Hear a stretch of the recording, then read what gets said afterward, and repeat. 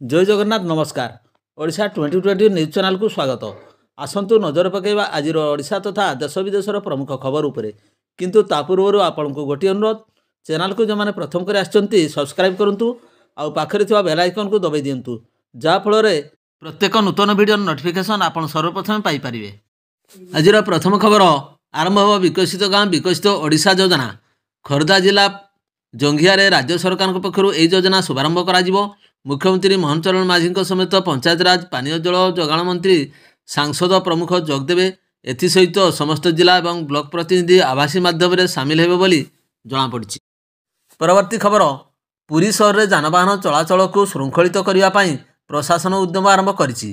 प्राय 3000 ऑटोरिक्शा चलाचल करुथिबारु सेगुड़िकर पंजीकरण उपरे प्रशासन गुरुत्व देछि। बिना पंजीकरण एवं ड्राइविंग लाइसेंस न थाई बहु ऑटोरिक्शा चलित मास 10 रु 20 मध्य सहरर समस्त ऑटो चालक तालबणिया इंडोर स्टाडियम रे ऑटोरिक्शा सह पहुँचा निर्देश दी जाइछि। सेठारे ऑटोरिक्शा गुड़िकर कागजपत्र जांच करा जिवो। एपर्यंत पंजीकृत होई नथिबा ऑटोरिक्शा गुड़िकु सेठारे पंजीकरण करा जिवो। या छड़ा ऑटोरिक्शा चलाउथिबा व्यक्तिଙ୍କ ड्राइविंग लाइसेंस जांच करा जिवो बोली जणे अधिकारी सूचना दैछन्ति। पूर्वाह्न 10 टारू संध्या 5टा पर्यंत एसबु कार्य करा जिवो। परवर्ती खबर भालू आक्रमण महिला गुरुतर। छेली चराइबा जाइथा बेले आक्रमण कला भालू। गुरुतर अवस्था महिला जनक मेडिकल होइछन्ति भर्ती। केन्दुझर जिला घसीपुरा थाना कलिमाटी गाँ जंगल में आक्रमण करिछि भालू। गाँव में जड़े महिला सुकांती बेहरा जंगल को छेली चराइबा जाइथा बेले भालू हाबुड़े पड़ जाइथिले।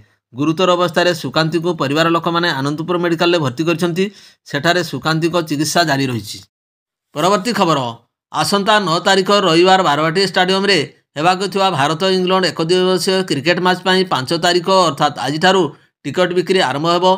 बुधवार सकाळ प्राय 9टारू टिकेट बिक्री हेबो। एने पुलिस पक्षर कड़ा सुरक्षा व्यवस्था ग्रहण कराई। आशायी दर्शक माने मंगलवार राति आसी स्टाडियम पाखरे भिड़ लगाइबे बोली पुलिस आशंका करुछि। तेणु मंगलवार राति प्राय 9टारू पुलिस फोर्स मुतयन करा जिवो। रातिरू प्राय 9 प्लाटून पुलिस फोर्स स्टाडियम पाखरे रहिबे। रातिरू लाइन लगाइबाकू पुलिस बारण करिछि। तेणु सकाळ पर्यंत काउंटर पाई तैयारी होइथिबा बैरिकेड पाखकू दर्शकों को छड़ा जीवनी। परवर्ती खबर प्रधानमंत्री नरेंद्र मोदी फेब्रुआरी 13 तारिख वाशिंगटन डीसी रे अमेरिका राष्ट्रपति डोनाल्ड ट्रंप को भेटिबे। यह गुरुत्वपूर्ण बैठक में दुई देश मध्य प्रतिरक्षा सहयोग आहरी मजबूत हेबा उपरे आलोचना हेबो। गत किछि वर्ष मध्य भारत और अमेरिका मध्य प्रतिरक्षा वाणिज्य एवं सामरिक सहयोगिता दृढ़ गति में वृद्धि पाई। भारत और युक्तराष्ट्र अमेरिका उभय एक समान रणनैतिक दृष्टिकोण ग्रहण करछन्ति। विशेषकर भारत प्रशांत महासागरीय क्षेत्र में स्वाधीनता एवं सुरक्षा सुनिश्चित करने चेष्टा जारी रखिछि। परवर्ती खबर महाकुंभ में मौन अमावास्या स्नान पूर्व घटिथिबा दलाचकटार नुआ दिग सामना को आछि। एही घटना रे षड्यंत्र आशंका करा जाउछि। गणमाध्यम रिपोर्ट अनुसार यूपी एसटीएफ महाकुंभ मेलार पुलिस अघटन को षड्यंत्र दिग को जांच करछि। सूत्र अनुसार घटना समय थिबा 2 जण लोक कहिसंती गेरुआ रंगर पताका धरी किछि लोक हठात भिड़ भीतर को पशि आस्थिले। सेमानक जोगु दलाचकटा आरंभ हैला। एही दाबी रे सत्यता लगी सीसीटीवी फुटेज को जांच कराउछि। परवर्ती खबर ट्रेन बगी तले 250 किलोमीटर यात्रा। अर्थभाव टिकेट किनि न पारि लोकटी एक एक्सप्रेस ट्रेन रे बगी तले झुली झुली श्री ठारू जबलपुर पर्यंत 250 किलोमीटर यात्रा करछि।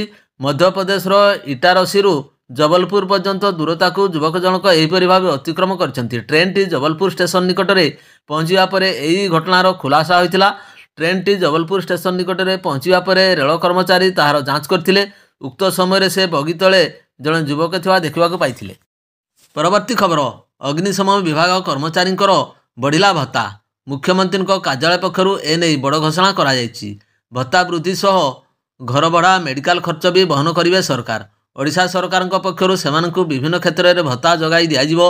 डायट भत्ता 900 टंकारु 1400 टंका को वृद्धि करा जायथिबा बेले मोटरसाइकेल भत्ता 300 टंकारु 1050 टंका को वृद्धि कराइछि। सेही बळी मोबिलिटी भत्ता 150 टंकारु 300 टंका को बढ़ा जाइछि।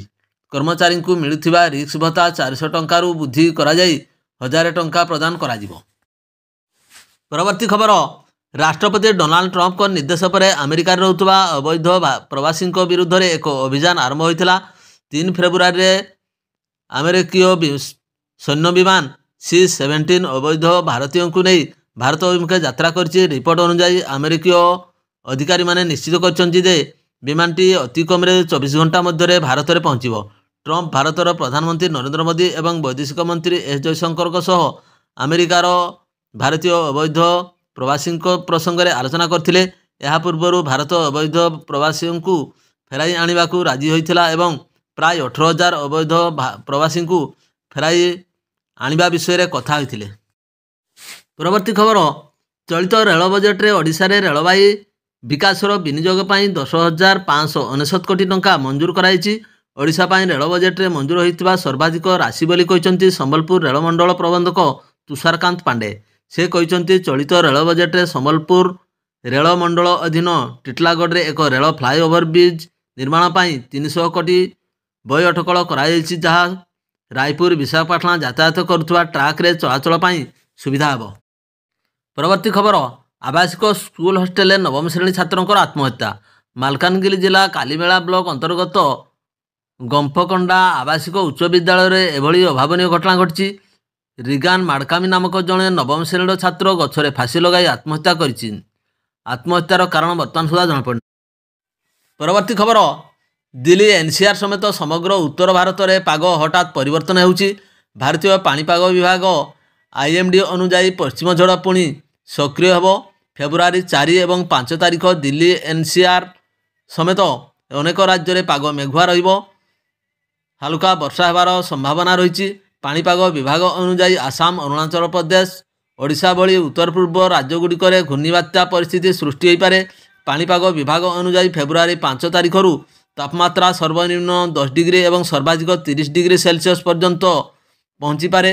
ବଦଳୁଥିବା ପାଗ ସହିତ ଉତ୍ତର ଭାରତର ଅନେକ ରାଜ୍ୟରେ ଘନ କୁହୁଡ଼ି ଯୋଗୁଁ ୟେଲୋ ଆଲର୍ଟ ମଧ୍ୟ ଜାରି କରାଯାଇଛି।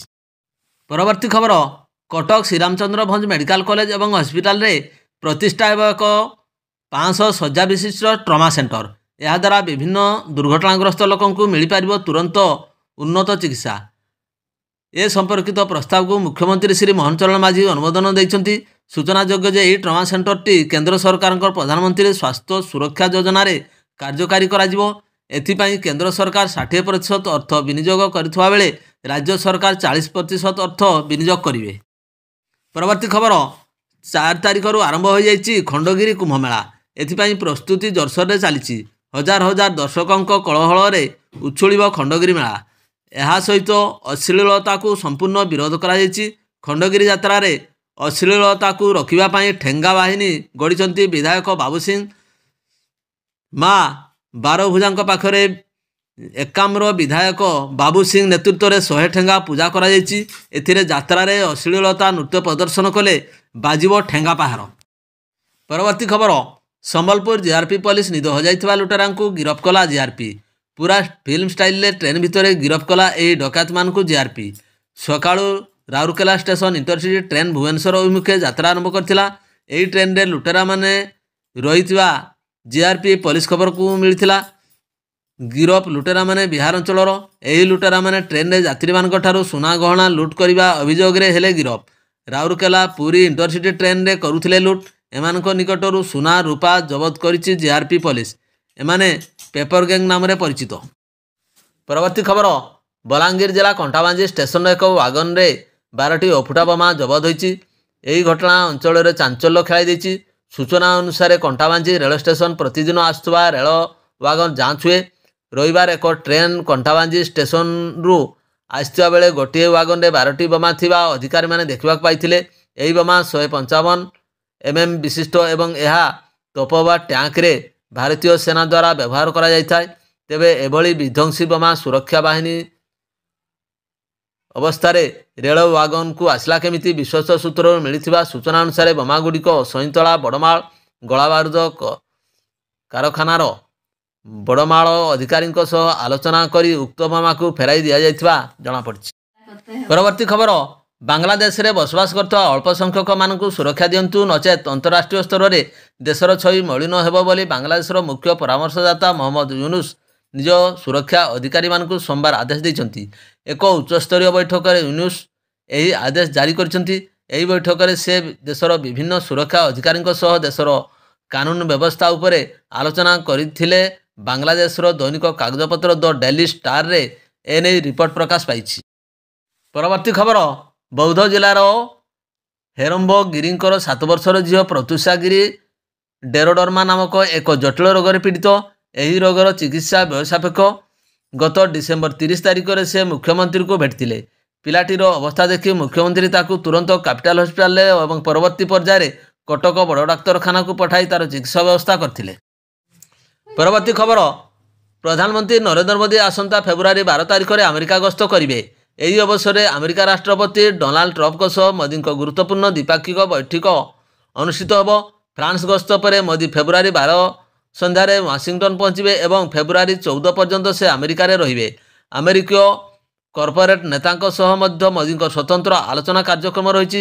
ଭାରତୀୟ ସମୁଦାୟଙ୍କୁ ମଧ୍ୟ ପ୍ରଧାନମନ୍ତ୍ରୀ ଭେଟିବା କାର୍ଯ୍ୟକ୍ରମ ରହିଥିବା ଜଣାଯାଇଛି। ପରବର୍ତ୍ତୀ ଖବର, ଓଡୁଆରେ ମାଲକାନଗିରି ପୂର୍ବତନ ଜିଲ୍ଲାପାଳ ଆଇଏଏସ୍ ମନୀଷ ଅଗ୍ରୱାଲଙ୍କ ନାଁରେ ଏନ୍ବିଡବ୍ଲ୍ୟୁ ତତ୍କାଳୀନ ଜିଲ୍ଲାପାଳଙ୍କ ବ୍ୟକ୍ତିଗତ ସହାୟକଙ୍କ ମୃତ୍ୟୁ ମାମଲାରେ ଏନ୍ବିଡବ୍ଲ୍ୟୁ ଜାରି କରିଛନ୍ତି ମାଲକାନଗିରି ଏସ୍ଡିଜେଏମ୍। ମନୀଷଙ୍କ ସହ ଅନ୍ୟ 3 ଜଣଙ୍କ ନାଁରେ ମଧ୍ୟ ଏନ୍ବିଡବ୍ଲ୍ୟୁ ଜାରି ହୋଇଛି। ସେମାନେ ହେଲେ ଭଗବାନ ପାଣିଗ୍ରାହୀ, ଭେଲି ସେଠୀ ଏବଂ ପ୍ରକାଶ ଚନ୍ଦ୍ର ସ୍ୱାଇଁ। ଭିଡ଼ିଓଟିକୁ ଶେଷ ପର୍ଯ୍ୟନ୍ତ ଦେଖିଥିବାରୁ ଅନେକ ଅନେକ ଧନ୍ୟବାଦ।